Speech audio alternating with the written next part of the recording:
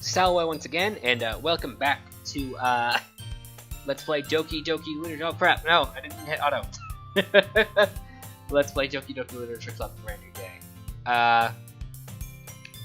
Last time we did a whole bunch of stuff with the club members. We talked to Sayori about some stuff. Stopped her from killing herself. Presumably took away her little pocket noose. And then we had this thing with Yuri where we saw that she was cutting herself, and apparently she got so mad at us discovering this that she was capable of not one punching us. 1 punch! And now she's mad at us, and took a piece of sleep, and we just listened to one of Sayori's conversations with Monica at the club, and then we kind of closed our eyes and she found us again. So let's move on from there. This isn't a napping club. Does our school have a napping club? Can I join that too? Bleh. That was weird. You're staying up late again, aren't you? Now that you're in a club, you're gonna have less time for anime, you know?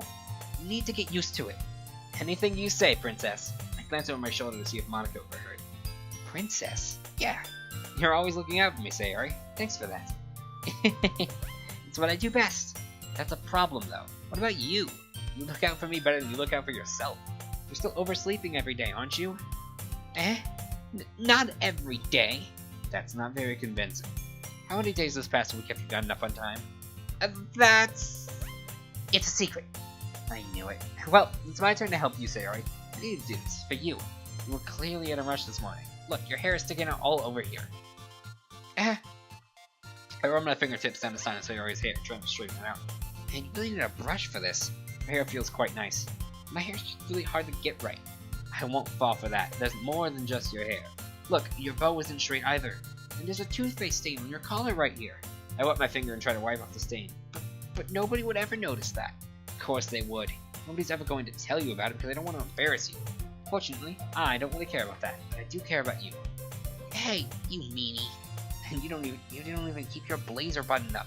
Seriously, Sayori, why do you think you don't have a boyfriend yet? That's super mean. Sorry, but you'll thank me later.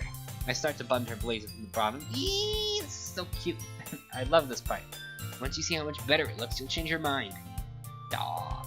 This is so funny. What is? Well, I was just thinking how weird it was to have a friend who does all these kind of things. Don't say that. It isn't weird. It's what caring friends should do. Help one another. It's okay, though. I'm happy we're like this. Aren't you? Yeah. Yes, I am. Hey, be careful. The button might come off. Why is this one so hard to close? I struggle to fully close the button near her chest. Does this thing even fit you properly? It did when I bought it. If you ever buttoned it, you would have noticed sooner that it doesn't fit you anymore. What are you smiling about? It means my boobs got bigger again. Oops, I should have noticed that sooner. Anyway, you look much better now, so... why does it feel so strange to see Sayori's blazer buttoned up like that? But it's so stuffy! It's not worth it at all. Sayori hastily unbuttons her blazer once more. Phew! That's so much better! Sayori puts her arms out and twirls around. So if I keep it unbuttoned, then I won't get a boyfriend, right? What kind of logic is that? Why are you saying that like it's a good thing?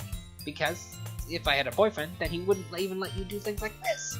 And you take care of me better than anyone else would anyway. So that's why I like keeping you unbuttoned. That doesn't mean I can't be your boyfriend, you know. Jeez. Well, anyway, I'll help you make sure you wake up a little earlier, okay? Only if you focus on going to bed earlier. It's a deal. I guess we really are better at taking care of each other than we are taking care of ourselves. I can't speak sometimes. Yeah, I guess so, huh? So, maybe you should come wake me up in the morning. I already said I would. Oh, yeah, I forgot. Man, it's impossible to tell with you sometimes. Okay, everyone. Monica suddenly calls out, why don't we share the poems we wrote now? Yay! Xavier, I can't wait to read yours. Yeah, same. I fail to sound enthusiastic, but Sayori still trots around to retrieve her poem. I quickly write a poem on a piece of paper as I forgot to write one last night. Shattered tears fill my heart. I've always known it from the start. This part of madness will start to show because look out, trouble, here I go. I actually kind of like these tiny little poems. They're cute. After everyone shares poems with one another, we still have some free time. Sayori runs up to me. Xavier, I'm gonna get some supplies from another classroom. Wanna come with me? Supplies? What for? Well, you know how the festival's coming up? Me and Monica are gonna make some posters and stuff. So I need to go find some crayons and markers and glue sticks. So I guess it's the Sayori episode of Brand New Day. Sure, I'll go with you. Let me help. Yay! Okay, Monica, we'll be back soon. Don't worry about us, okay? Are you going to Xavier to get some supplies? There's no need to trouble yourself. I'd be happy to go with him. Aw, but I wanted to go. It's so much fun exploring empty classrooms and stuff. Okay. It was just a suggestion. See if you can find a poster paper too.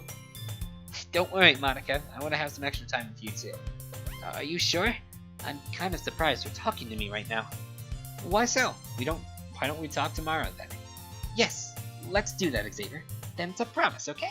Sure thing, Monica. I won't break my promise. Okay. Ready, Xavier?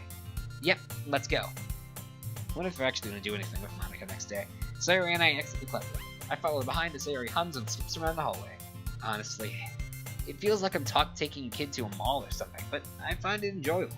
Sayori finds pleasure in the simplest things sometimes. Hey, Sayori, what exactly are we doing for the festival anyway? I'm not sure how you would make an event out of literature. Me and Monica have it all planned out. Don't you worry. Is that so? Yep, we're gonna do a poetry performance. A performance? Of what kind? Well, everyone's gonna take turns to stage and recite their favorite poems. That sounds kind of dull, maybe? Xavier, you're not thinking about it the right way at all, so I expect him. It's not just about reading poems, it's about performing them. Like, you say the lines of the poem like, between my feet, the last remaining flower beckons to me. I twist the stem, freeing it from its clinging roots, caressing the final joyous moment between my fingers. But to what ends have I summoned this joy? For now, when I look in every direction, the once preposterous field before me is nothing but a barren wasteland. Like that! Sayori, how do I put this? I'm sure it's just me, but it's impossible for me to take you seriously when you talk like that. You meanie. I'm working super hard on this, you know. I know. It just meant that it's a pretty unwarranted contrast to your cute self. Don't say it like that. It's embarrassing. But I guess that means I'm doing a good job. Yeah, I guess so. I'm so excited. The festival's going to be so much fun. Sayori spins herself around in the hallway again. Hey, Xavier, this classroom over here is empty. Let's begin the mission. The mission, eh? It's been a long time since I've spent time with Sayori like this, but in the end, she hasn't changed one bit. She's nothing but a ball of sunshine drawing happy vibes in the world around her. It's a pretty nostalgic feeling for me. As the years went by, I began to hold myself up in my room more and more, so going adventuring with Sayori brings about a special sort of feeling I forgot I had in me. But I know inside, something's wrong with her. The two of us enter the classroom. Sayori heads straight to the closet and I follow. Let's see what we have in here. Crayons! Sayori pulls a box full of crayons from the shelf. Why does a high school have crayons? Usually they have like markers or colored pencils maybe, but crayons? They're the best brand too! They're kinda dirty though. Sayori starts pulling various crayons out of her back, reading the color names. Alright, that's one down. Don't get distracted, we still need to find— Wait, I'm looking for my favorite color. Fine. Then at least move aside so I can look for the poster paper. I dropped one on accident. Yeah! Sayori bends over and inspects her forehead right into the shelf. She falls into the floor and the crayons spill all over her lap. Ow. You okay? My forehead. Sayori clutches her forehead. Jeez, Sayori, are you okay? Come on, let me see. Since Sayori is sitting on the floor, I grab her gently by the waist and pull her out of the closet. You have to move your hand, Sayori. But it hurts. Just do it for a second. Sayori slowly releases her hand from her forehead. I gently brush her bangs to the side. Why did I never notice how cute she is? Ow! Sorry. There's a huge red mark on the center of her forehead. A bump's starting to form as well. Man, that's gonna swell up. I should find you some ice. Say, Xavier, where would I even find ice around this time? I guess a cold drink would do. You don't have to. I'm fine with looking like a unicorn. Even wincing from the pain, Sayori makes a silly joke. What are you saying? I'll be right back, okay? Okay. I pat Sayori on his shoulder and run out of the hallway like Usain Bolt. I locate the nearest vending machine. What should I get?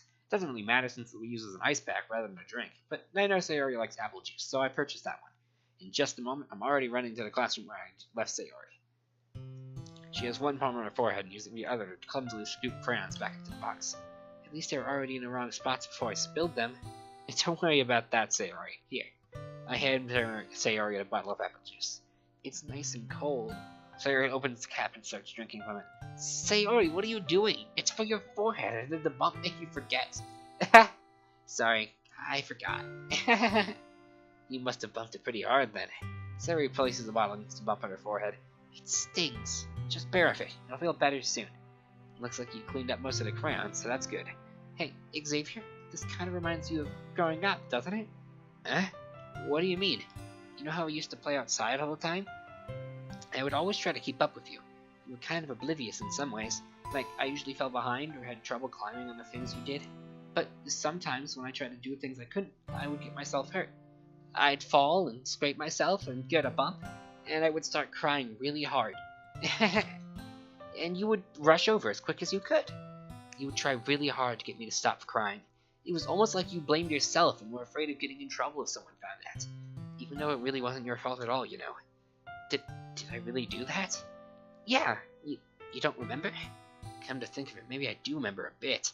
I guess I was always just so focused on my games that I didn't pay enough attention to you. So in a way, it was my fault. Kinda like this time, too.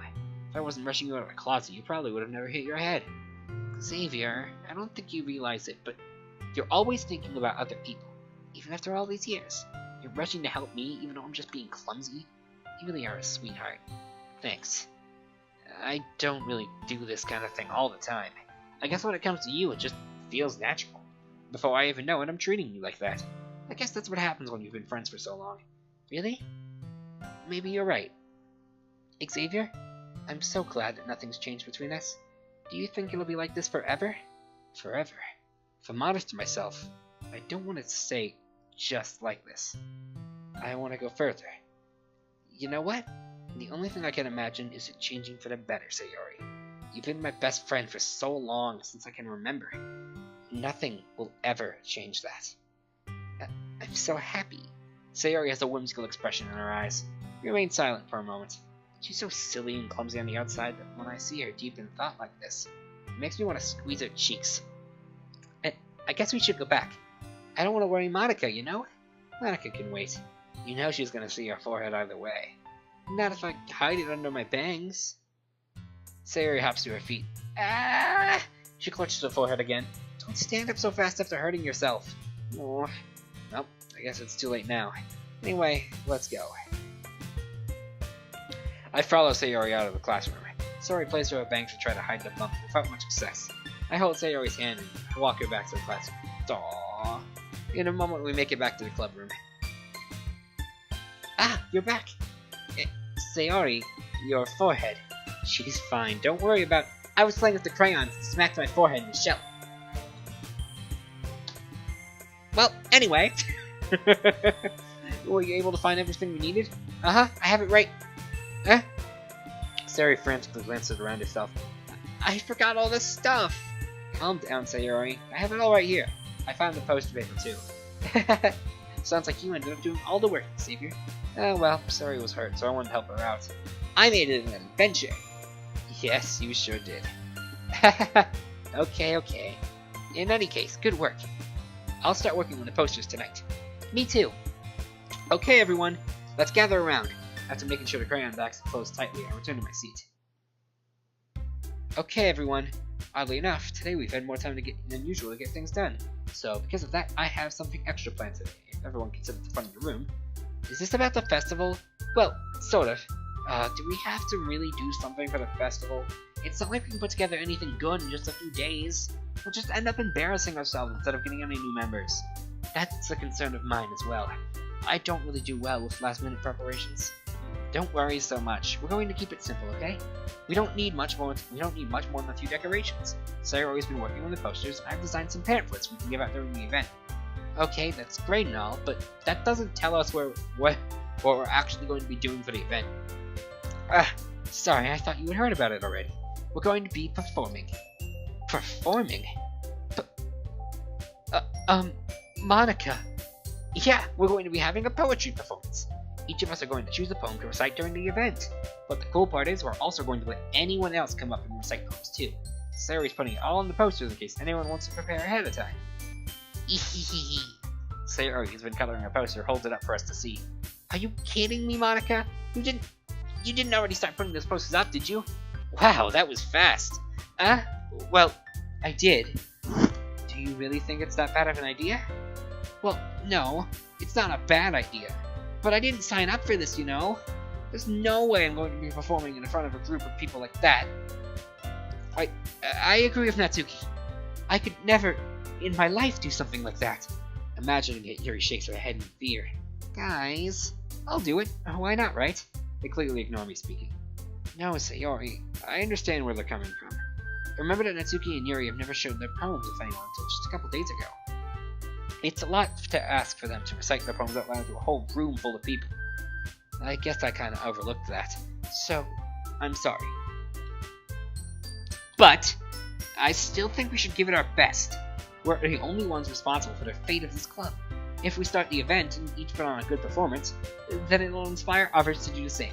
And the more people who perform, the better we'll be able to show everyone what literature's all about. Yeah! It's about expressing your feelings, being intimate with yourself. Got hiccups. All of a sudden, jeez.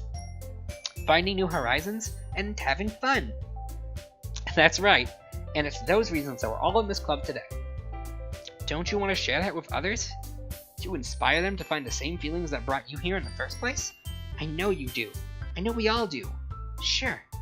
And if all it takes is standing in front of the room for another 2 minutes and reciting a poem, then I know you can do it. Natsuki and Yuri remain silent. Sayori looks worried. I guess that leaves me no choice. I agree 100%. I don't think it's too much to ask at all. I think that Sayori and Monica have been trying really hard to get new members. The least we can do is try and help them out a little bit. It's the least I should do anyways. Well, maybe, but it looks like Natsuki doesn't have any arguments left. Okay, fine. I guess I'll just have to get it over with. Alright. Phew. Thanks, Natsuki. What about you, Yuri? Yuri dejectedly glances around at everyone else's expectant faces. I guess I don't really have much of a choice. Haha, that's everyone! You're the best, Yuri. This club is seriously going to be the death of me. Not if I can help it. Haha! Oh gosh. You'll be fine, Yuri. But anyway, let's move on to the main event. I want each of you to choose a poem of yours. We're going to practice reciting them in front of each other. No way! Monica! This is too sudden!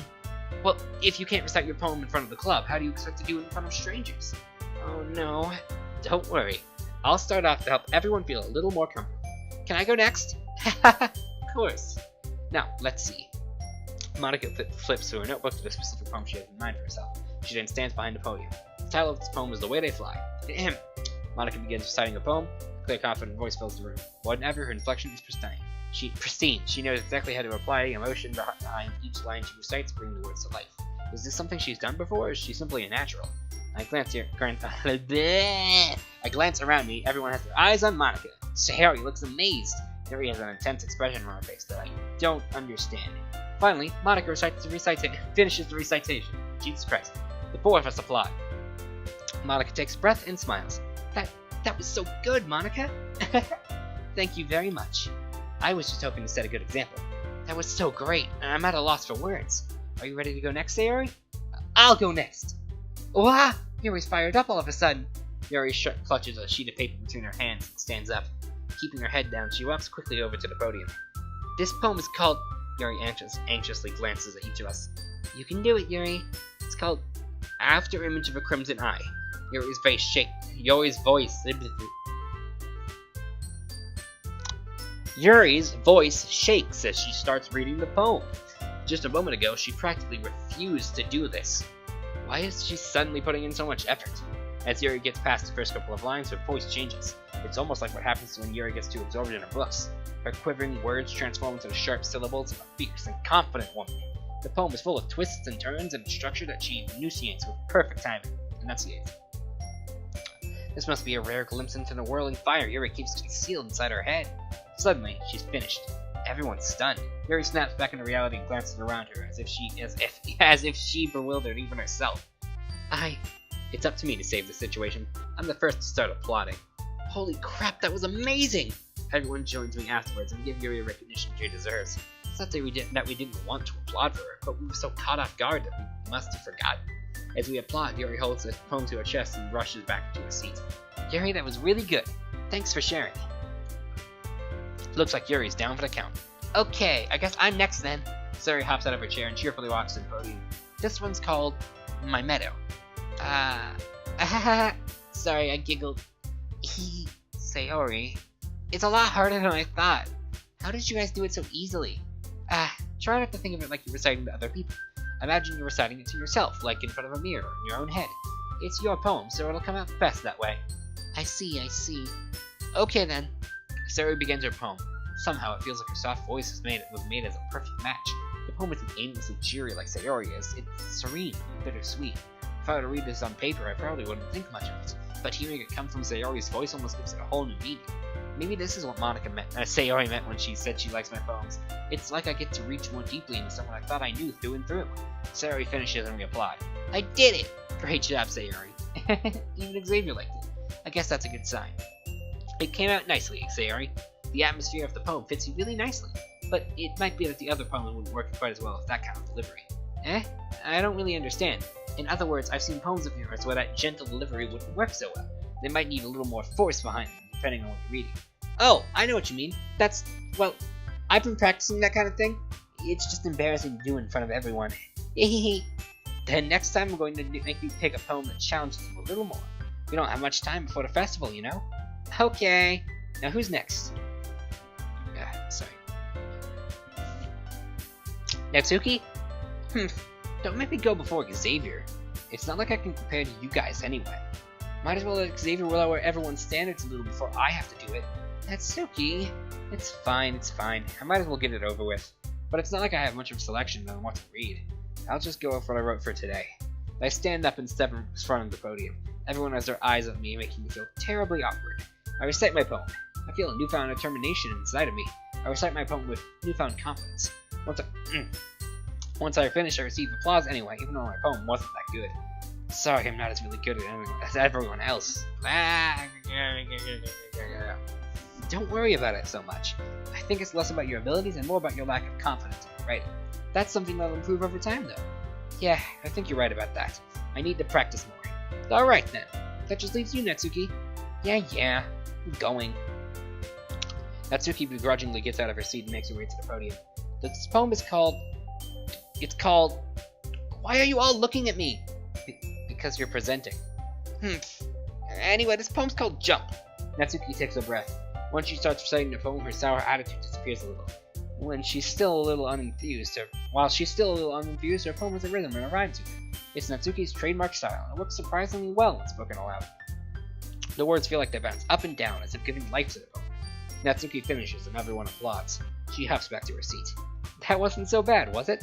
I liked it. Easy for you to say. You better not make me do that again. Well, do you at least feel prepared enough to recite a poem in front of other people? I mean, doing it in front of other people will be way easier. I can put on whatever face I want for people. But when it's just my friends, it's just embarrassing.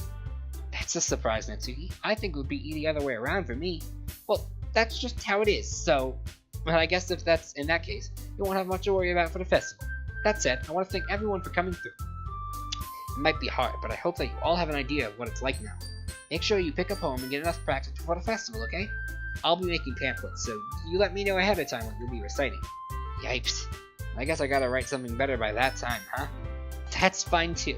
It doesn't have to be your own. I'm already pleasantly surprised that you're putting all this effort for the club. It makes me really happy. Well, for you girls, I'll just skipping that now. Okay, everyone, again. I think that's about it for today. I know the festival's coming up, but let's try to write poems for tomorrow as well. It's been working really nicely so far, so I'd like to continue that. As for the festival, we'll finish planning tomorrow, and then we'll have the weekend to prepare.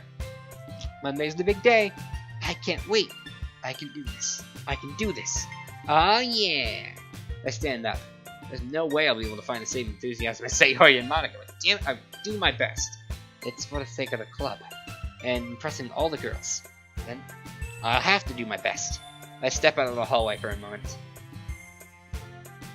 I make a quick phone call to Sayori's parents. I tell them what happened in the morning and send them photos of the news. They're at a loss. They inform me that they'll take Sayori to the hospital tomorrow to get checked out. They inform me that they won't be home tonight. I asked if Sayori could stay over at my place because I'm worried about her safety. They reluctantly agreed. I told them I'd protect her with my life. I hang up the phone and head back to class. Crap! I almost forgot! I safely dispose of the noose. Ready to go, Sayori? Yep! Look at you two, always going home together like that. It's kind of adorable, isn't it? Jeez, guys. It must be a little nice, though. Well... how am I even supposed to respond to that? It's okay, Xavier. You don't have to say it. All those pretty girls around me. Whatever I say now will get me doomed. Let's go home. I walk home with Sayori once more. Even though it's only been a few days, a lot of things have already changed. But today, Sayori's being a little quieter than usual on the way home. Hey, Sayori? Sorry, I was spacing out. No wonder. I was just thinking about something from earlier. I like how we get to... Sayori fumbled over words. So let's just say that one day Yuri asked to walk home with you. Huh? What would you do? I'd clearly go home with you. She's so cute and fun to be around. She's so beautiful and smart. Jeez, I already see her in the club every day. Besides, I like going home with you and me together. I wouldn't want to ruin that.